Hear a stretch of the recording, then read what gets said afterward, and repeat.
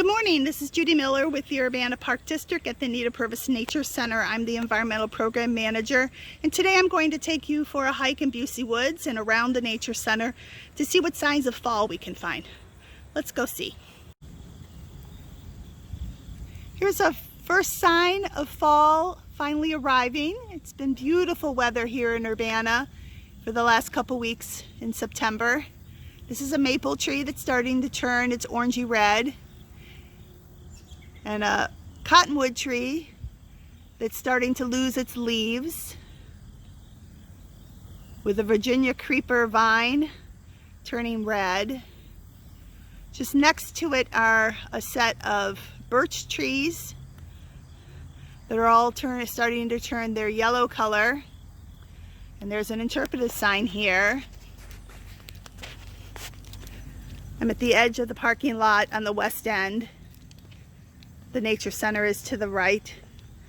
This is an interpretive sign that talks about bioswales. In the parking lot, the Park District has planted the grassy areas between the cars' parking spaces in bioswales. This means that it's planted with native plants that help to absorb water. We have some New England asters still blooming here, a few brown-eyed Susans. Most of what you see here are the deadheads of the brown-eyed Susans, and some dropseed still growing. That's the green. All of these plants help to filter the water before it heads to some drainage and then to the saline branch. A bioswale is designed to help filter pollutants before they get into the water source, and here's the drain. On exhibit in front of the Nature Center is this lovely art piece. This is part of the Great Outdoors event that's happening from September to November in the Champaign-Urbana parks. It's sponsored by the Krannert Art Museum, the 40 North organization, and Urbana and Champaign Park Districts. This piece is by Michael Duran. It's called Catapult to Earth. These are very fragile. Please do not climb on the art pieces that are in parks all over Urbana. You can go to 40 North's website to see where they're located. The oak tree in front of the Nature Center I videotaped about a month ago was loaded with acorns. There's still a few still in the tree, but if you look down on the ground, we'll find acorns all over, many of them cracked or opened, ready for the squirrels to harvest. It can be a little bit treacherous with the acorns because they're kind of like marbles a bit, so walk carefully. But these are from this white oak tree. The Habitat Garden on the west side of the Nature Center has had some weeding over the last month. It allows us to see the New England asters in full bloom. They're one of the last fall prairie plants that you'll see blooming this late at the end of September. There's also some white asters there. And here are bird feeders that attract a lot of different kind of birds. This Habitat Garden is planted for a seasonal change to attract wildlife, such as the migrating birds in the spring. We have plants that attract insects that lay their eggs and feed off of the plants, such as caterpillars. Here we have a couple admiral butterflies lighting on the New England asters, and a bee as well. There are a few squirrel friends here in the picnic area to the east of the Nature Center. The one that's running away from us has a acorn in its mouth. This is the Friendship Grove playscape, and a prairie garden that's got a little overgrown with some trees. I thought we'd see if we can find some chipmunks while we're on this side. We just had a hawk fly out from the habitat garden in front of the nature center to this tree.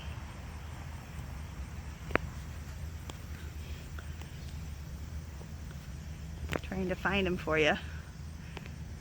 He's pretty well camouflaged against the branch. It's a red-tailed hawk. Normally we see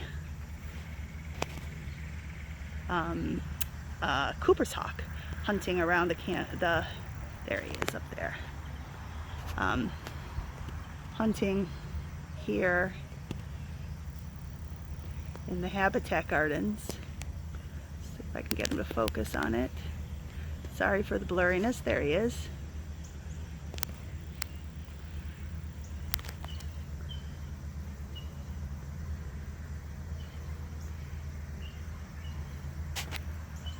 I lost him. Oop, there he went. Flying through the area. Just landing on the far side of the Friendship Grove. Red-tailed hawks hunt here along with owls,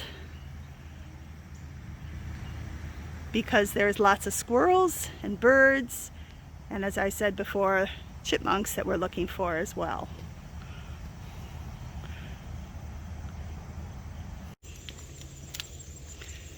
We're on the west side of the nature center. Just took a walk around the habitat garden. We're at the bridge entrance, and the exhibits that tell you a little bit about the history about Busey Woods.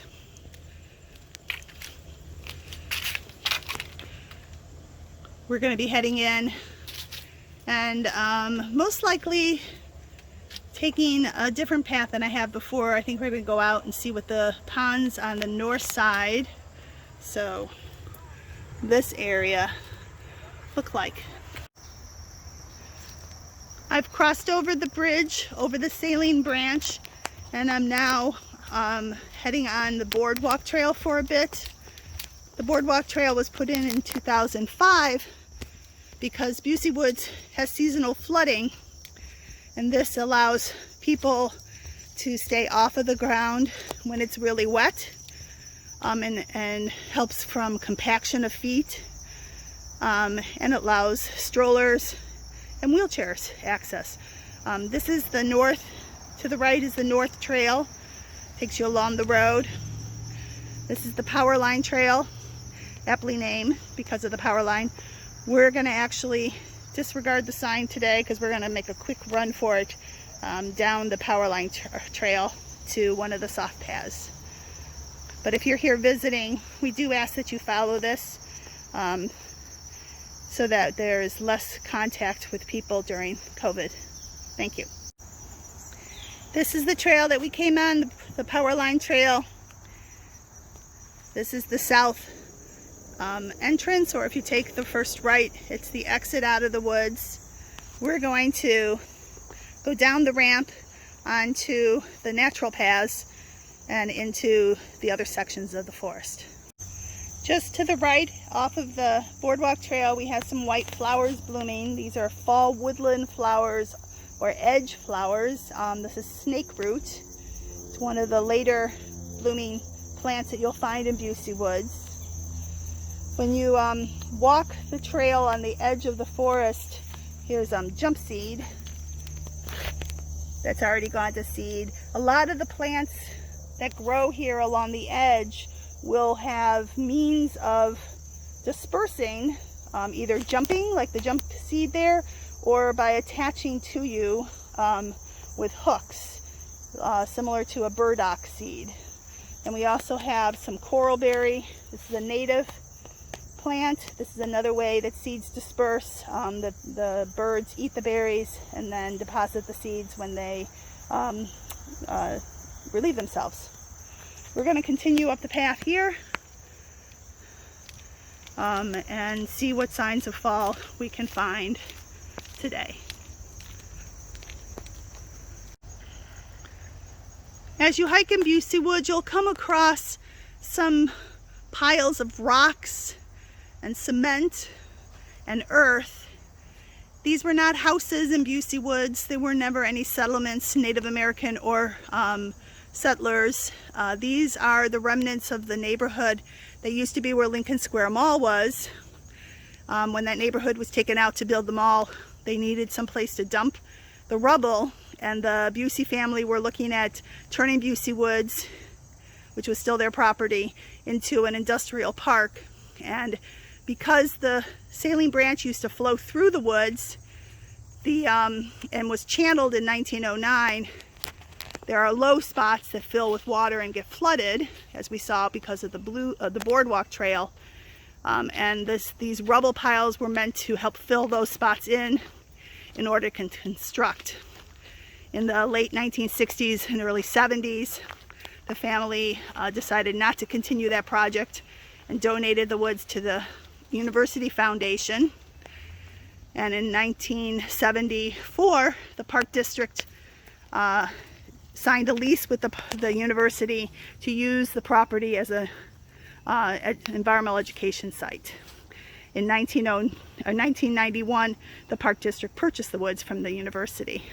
So we're at an intersection here. Here's the trail down the power line to the Boardwalk Trail. To our left takes you into the south end of the woods, which had grazing and more foresting. Straight in front of us is the power line trail that goes out to the west end of the woods and out to Bradley Road.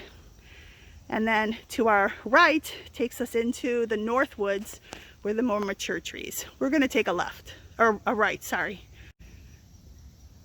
So here's a little personal history. In the late 1980s, I took a holiday picture of my son in this section, this intersection of paths, right by these trees, these oak trees. And in the picture, he was about 4 at the time. He just celebrated his 36th birthday. He had branches from these 2 trees behind him. That was, you know, over 30 years ago. And now the branches are high up in the air and not low to the ground.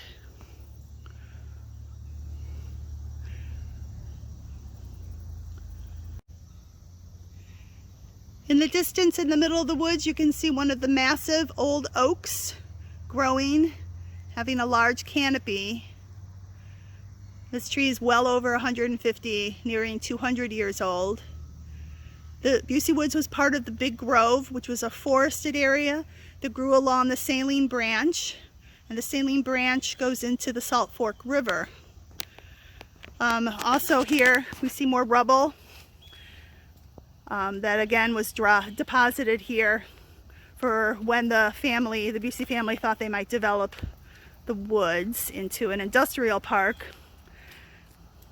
We leave these rubble piles here, one, because to come in and try to take it out would cause additional damage to the woods area, and 2, because as you can see, after 50 years, the 30, 40, 50 years, nature has started to cover these rubble piles up. They're great places for reptiles such as snakes to cool off in the summer and over winter when the weather gets cold. And we have wildflowers in the spring that grow along here. We're coming up on an iconic Busey Woods view, which is the staircase going nowhere. Again, these are our part of the neighborhood that used to be where Lincoln Square Mall was. A couple deer running through the woods.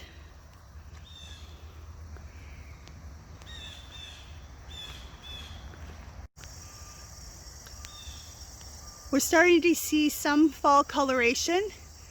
Here's another one of the massive oak trees with a maple tree in front of it. Maple trees were not common in the oak hickory forest back during the time that the Native Americans and the settlers were living here. Here's a good example of what happens when a tree falls. This isn't even a very big tree. When it fell, it took a couple other trees along with it, at least 3 or 4, and it opened up the canopy, which brings light in so that other trees can now take advantage of this growing site.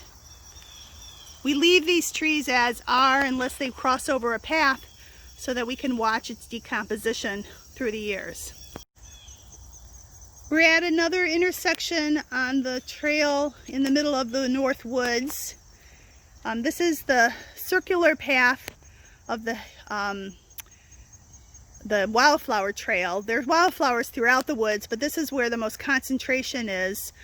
We're gonna take the first right, the right here, and head over toward the pond area. Here's an example where a tree came down and the park district came out. It came across the path, and so that we don't damage the forest further. Actually, it wasn't a tree, it was just simply a branch. Left a massive hole in the tree. There's the, all the way up is the canopy. But this tree fell during one of the summer windstorms that we had, and the park district came out and cut it. The tree's rings tell a story because there's a ring for every year of this tree's life. And scientists can study by how wide the rings are and how far apart the colorations are, and how good the years were for this tree.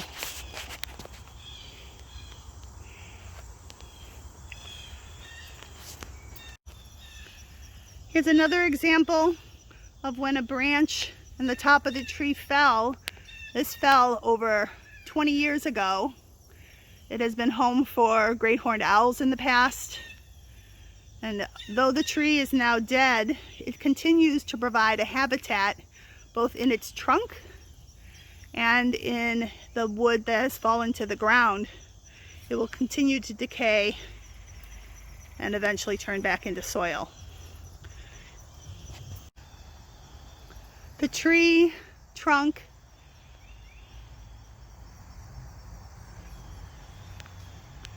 and the underside of this fallen limb are black because the park district has burned the woods as a management strategy to keep out invasive species. We are only able to burn when the weather conditions are right and there's enough leaf litter down. It's been quite a few years since we've been able to burn in Busey Woods, because usually that period of time is somewhere in November to December, which is also a rainy season for us.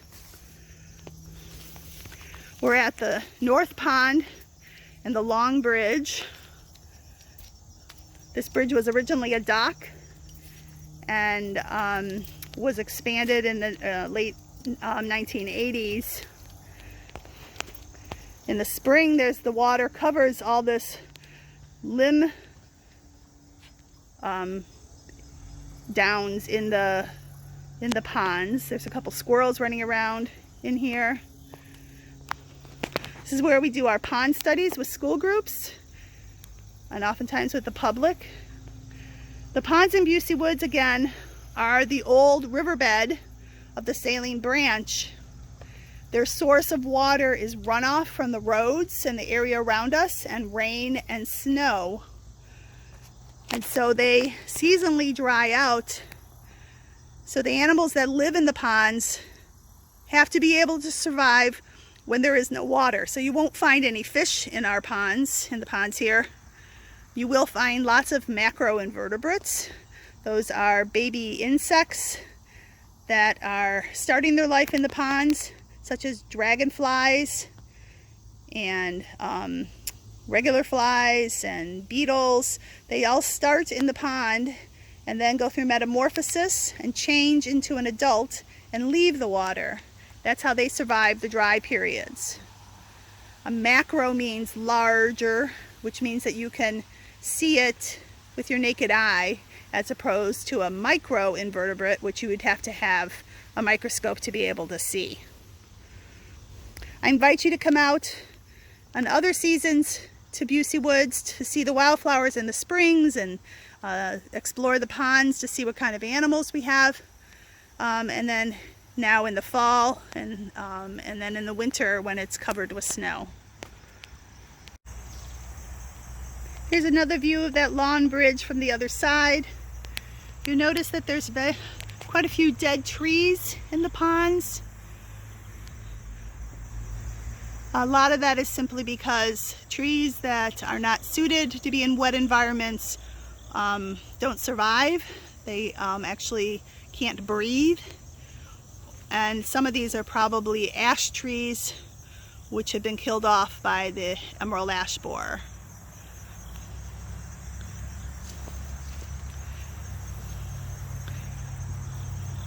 I've rolled over a log to show how this decomposing plant is turning back into soil. Here we have some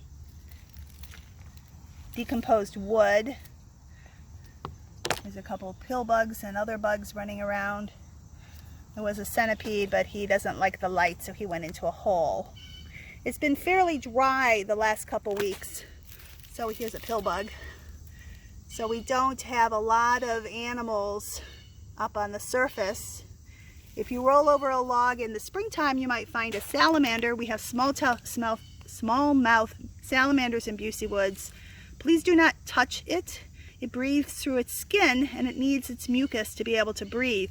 If you roll over the log, roll it back over so the animal's home has its lid.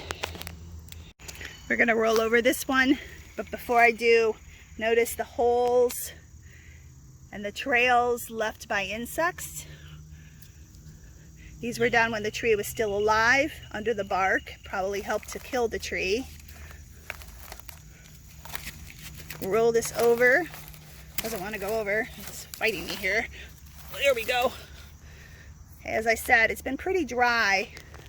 There's a few spiders and ants, teeny tiny stuff. But the ground isn't very moist, so these animals have all gone down into the earth for now. Another means of decomposition are mushrooms or fungus. Here we have some growing on a piece of bark or a piece of limb that has fallen several years ago. Don't forget to look down when you're hiking. Here's a leaf from the walnut tree, the black walnut tree. Here's the decaying husk of the walnut seed. And over here we have the walnut seed that still has the husk on it. I do not see any of the nuts, which means the squirrels probably have already gotten them. If you handle the black walnut, please be careful. It is a plant's juices that will stain you and your clothes. I missed this as we were heading into the woods. I'm back toward the Boardwalk Trail on the Powerline Trail and have found a white ash that has so far survived the emerald ash borer. Ash trees turn a beautiful purplish, reddish color in the fall. It was one of the reasons they were planted so numerously in our cities around the eastern United States. Here's one of the last. It's not a very big tree yet, so maybe it'll survive. I am back at the entrance of the woods on the bridge. This is the saline branch of the Salt Fork River that I've noted several times during today's hike. It now looks like a ditch. In 1909, about 5 miles of this creek was straightened and changed to help mediate some flooding that was happening along its ways.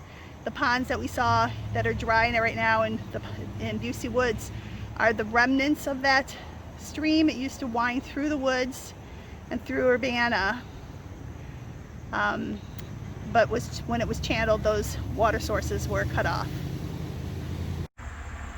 So here again is the map of the woods. The saline branch is here, and it used to come into the woods here and flow through the woods and back around through the west pond and then to the south end and then back out on its course. This water would have controlled some of the burns that would have been prairie burns. That was a natural mechanism to maintain the prairie. Busey Woods, as part of the big grove, would have been on the western edge, and so would have had both the flooding to contend with and the fire. And so that's why we use fire as part of our management plan. Back on the east side of the nature center where we started, hoping to still see some chipmunks. When I was out here earlier this week, they were everywhere. You can't really expect wildlife to work on your schedule, but I invite you to come out and visit the playscape and go for a hike in Busey Woods and enjoy nature, especially in these times when the future is so uncertain. Thanks for joining me today.